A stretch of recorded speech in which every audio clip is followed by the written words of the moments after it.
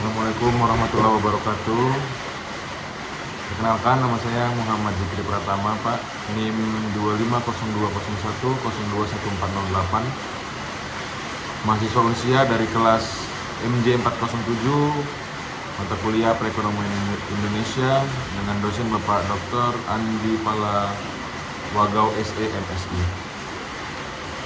Untuk menjawab soal-soal UAS yang sudah Bapak berikan kepada seluruh mahasiswa, Pak, mohon izin terkait dengan berita dari CNBC Indonesia tanggal 31 Juli 2026, di mana pokok beritanya yaitu setelah 7 bulan di tahun 2026 berjalan, ekonomi Indonesia masih menunjukkan pertumbuhan di atas 5%, tetapi sejumlah indikator menunjukkan tekanan yang perlu diwaspadai oleh Republik ini.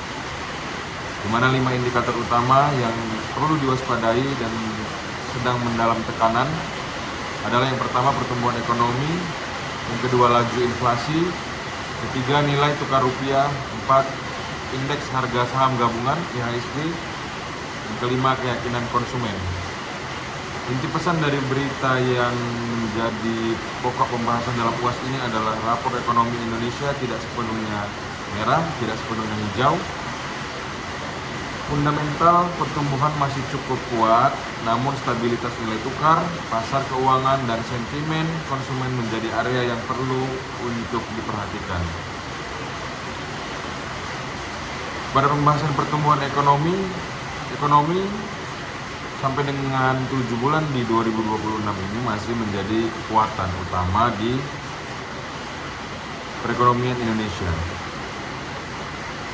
Pertumbuhan ekonomi kuartal 1 2026 tercatat di angka 5,61% year on year dibanding tahun sebelumnya. Merupakan sinyal bahwa aktivitas ekonomi domestik ini masih kuat dengan angka 5,61%. Kemudian perkiraan pertumbuhan kuartal 2 2026 menurut Kementerian Keuangan yaitu 5,4 sampai 5,5%. Gambaran umum ekonomi Republik Indonesia dalam 7 bulan pertama lebih dari 5%. Kemudian konsumsi rumah tangga, investasi, dan belanja pemerintah menjadi bagian penting dari penopang pertumbuhan ekonomi. Pertumbuhan PDB perlu dilihat bersama indikator kesejahteraan dan stabilitas, bukan hanya angka agregat. Kemudian pada materi inflasi, pokok bahasan inflasi ini, inflasi naik tapi masih perlu dikendalikan. Inflasi Juni 2026 itu di angka 3,34%. Kemudian BI rate pada Juni 2026 itu di angka 5,75% dan inflasi konsumen menurut Dewan Ekonomi Nasional pada Juni 2026 yaitu 3,3%. Analisisnya yaitu inflasi yang meningkat tidak otomatis berarti ekonomi membaik. Jika kenaikan harga lebih banyak berasal dari biaya energi, daya beli rumah tangga justru dapat tertekan. Karena itu, stabilitas harga harus berjalan bersama peningkatan konsumsi dan produktivitas. Kemudian, pada bahasan rupiah menjadi titik tekanan yang paling terlihat di antara semua indikator yang menjadi perhatian dan perlu diwaspadai oleh pemerintah Republik Indonesia, di mana pelemahan lebih dari 8% yang disorot dalam artikel. Level yang sempat didekati rupiah per US dollar itu di angka 18.000 rupiah per dolar US. Kemudian 5,5 bulan atau 5,5 bulan kecukupan cadangan devisa menurut data Juni 2026. Pelemahan rupiah ini meningkatkan biaya barang impor dan dapat menambah tekanan harga. Tekanan kurs juga dipengaruhi faktor global, dolar AS, arus modal, dan resiko geopolitik. Sebagai contoh seperti Selat Hormuz yang kemarin sempat memanas antara Iran dan Amerika Serikat. Ini juga sangat mempengaruhi nilai tukar seluruh negara yang ada di dunia termasuk Indonesia. Cadangan devisa yang kuat menjadi bantalan penting, tetapi stabilitas rupiah tetap membutuhkan koordinasi fiskal moneter. 5. IHSG dan pasar keuangan. Saat ini sentimen masih sensitif sesuai dengan artikel yang disampaikan. Artikel menempatkan IHSG sebagai indikator penting untuk membaca kepercayaan investor. Pergerakan pasar sepanjang 2026 dipengaruhi nilai tukar, arus modal, kondisi global, dan persepsi terhadap kebijakan ekonomi. Maknanya bagi ekonomi kita bahwa pasar saham bukan cermin sempurna ekonomi real, tetapi tekanan pasar dapat menjadi sinyal bahwa investor meminta premi risiko lebih tinggi. Kredibilitas kebijakan dan komunikasi pemerintah menjadi sangat penting.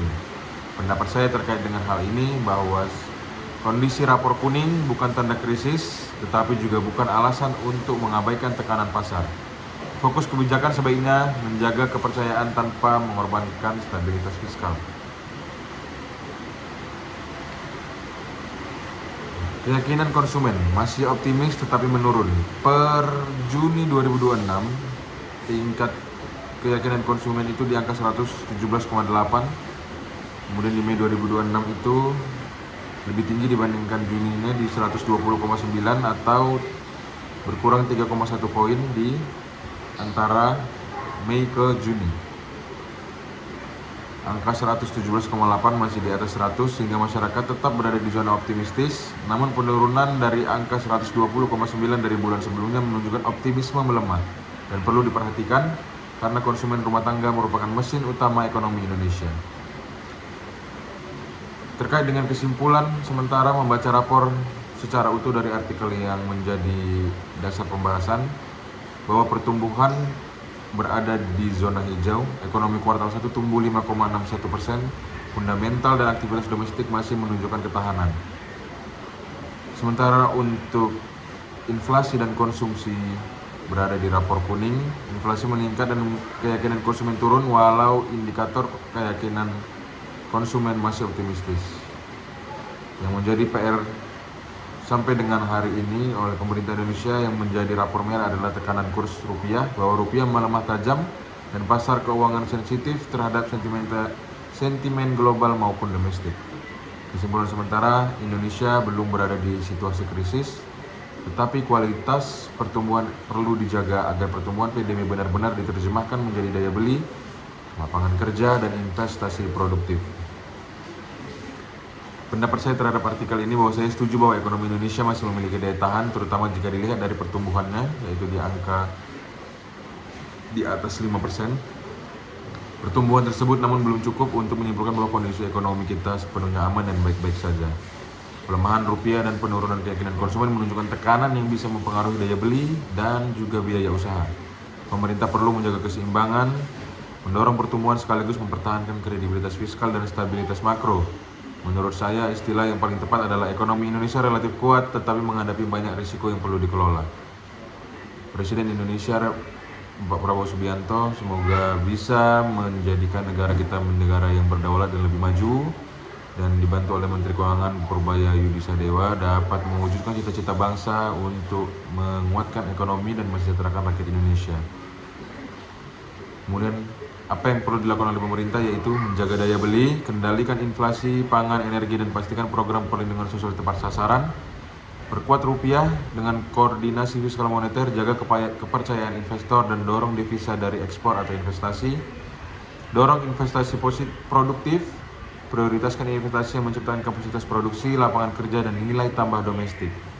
Kemudian jaga kualitas APBN, belanja negara harus produktif, terukur, dan tetap menjaga ruang fiskal agar tetap menjadi bantalan saat terjadi guncangan.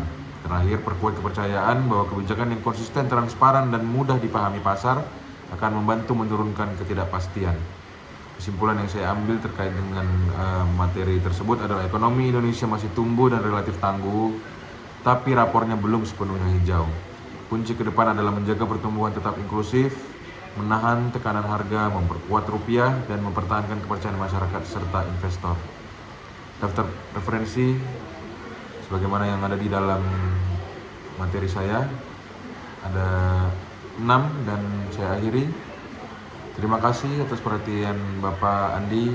Selamat malam. Assalamualaikum warahmatullahi wabarakatuh.